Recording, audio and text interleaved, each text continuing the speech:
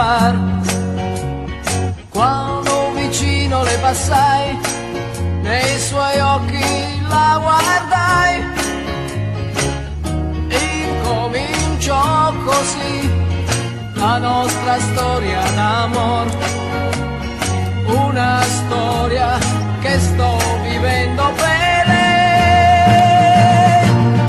Se io non avessi lei, non avrei saputo mai che un solo minuto basta per tutta la vita. E se un giorno se ne andrà, il mio cuore mi dirà: